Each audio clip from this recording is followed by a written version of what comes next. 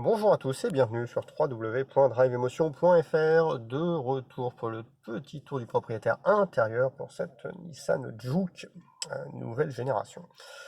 Alors, autant l'extérieur est assez concept caresque, autant l'intérieur est beaucoup plus classique. Alors il y a quelques touches très sympas, mais globalement, on reste sur quelque chose de bien plus classique, avec devant nous un volant multifonction, tout ce qu'il y a de plus normal, ici tout ce qui est ordinateur de bord, ici radio, enfin son en règle générale, de ce côté-là tout ce qui est téléphone en bas, et puis régulateur, limitateur de vitesse, régulateur auto-adaptatif ici, qui fonctionne d'ailleurs très très bien chez Nissan. Et puis devant nous, comme d'habitude, les deux compteurs, et puis l'écran multifonction. Alors multifonction, voilà, avec ici on peut avoir la vitesse en digital et une boussole. Ça me dépasse toujours cette histoire de boussole. Je comprends bien pourquoi on aurait besoin d'une boussole dans une voiture. Bref, c'est à la mode. Et puis on peut voilà, voir ici les consommations de carburant. On a fait 6 litres et demi. 8 litres 2, ah oui, mais 8 litres 2, c'est quand on a fait les photos. On a fait 6 litres et demi sur 325 km d'essai. Bah, ce qui est pas mal du tout, puisque dans ces 6 litres et demi, la voiture a tourné au moins 1 heure au ralenti le temps qu'on fasse les photos, les vidéos. Donc c'est tout à fait correct. Ici, on revient sur notre boussole et surtout sur la partie GPS, si on a programmé le GPS.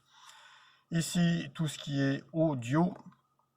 Ici, tout ce qui est régulateur de vitesse auto-adaptatif. Alors, pour le coup, nous, on n'a rien paramétré. Ce qui est sympa, c'est que vous voyez, quand je passe d'un mode à l'autre, on a une petite barrette qui nous explique où on est, ce qui n'est pas forcément toujours le cas sur toutes les voitures. Donc, il faut mémoriser un petit peu. Ici, on a le rappel. Là, tout ce qui est avertissement. Alors, bon, ça me dit que je n'ai pas mis ma ceinture, mais c'est normal, je suis arrêté. Ici, les réglages de la voiture, donc réglage de l'ESP, des aides conducteurs, du mode éco, du stop and start, enfin, rien que de très classique. Et puis on revient sur notre vitesse, c'est plutôt bien fait, voilà, ouais, c'est plutôt bien lisible, donc pas de souci particulier de ce côté-là. Hop, on passe à l'écran central, tout à fait classique, il doit faire dans les 8 pouces, quelque chose comme ça, 8 pouces, 8 pouces et demi. Il est bien réactif, il est tactile, bref, il y a tout ce qu'il faut. Ici, on est sur l'audio. Hop, on peut passer sur les réglages. Réglage de son, par exemple, vous savez que ça nous tient à cœur. Alors, on a le système Bose Personal.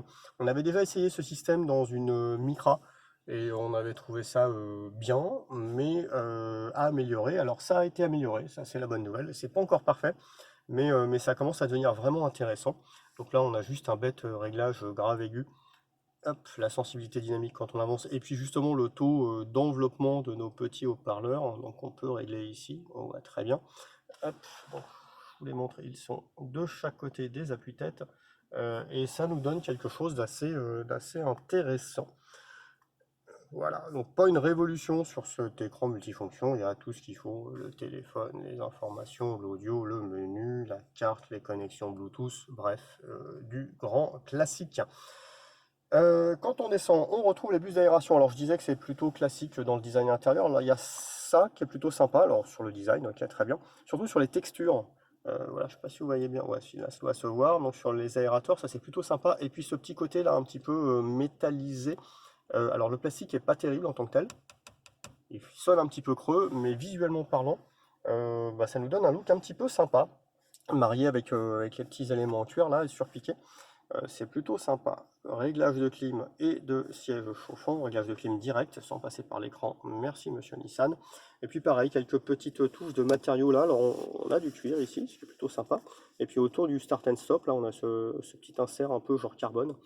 Qui est plutôt sympa. Un petit levier de vitesse sur une boîte auto. Sur les boîtes auto, on a encore quelques constructeurs qui nous mettent des gros leviers de vitesse. Là, on a un joystick, un gros joystick, mais c'est plutôt sympa. Et en dessous, on retrouve le 12 volts et la prise USB. Bah, là, vous avez notre prise USB pour la musique qui est dessus. Le design ici, voilà, qui repart un petit peu en courbe. Donc c'est plutôt sympa, c'est plutôt bien vu. Les sièges sont assez enveloppants. On retrouve ce petit plastique là un petit peu métallisé ici sur les contreportes.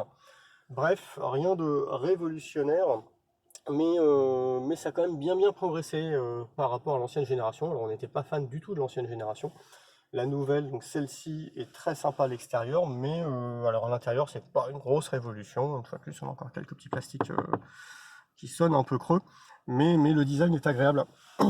Le design est agréable, ça a bien progressé malgré tout, et ça nous donne un ensemble plutôt sympa à vivre. Hop, je retrouve, alors je parlais toujours de ce petit, voilà, ces petits parties un peu métallisées là, c'est plutôt sympa autour du DN mode, du D mode pardon, donc du drive mode, avec la petite barrette rouge en dessous. Bref, c'est de bon goût, c'est sobre, ça a bien été travaillé et ça nous donne un ensemble sympa à vivre, très familial, avec quelques petites touches discrètes mais intéressantes.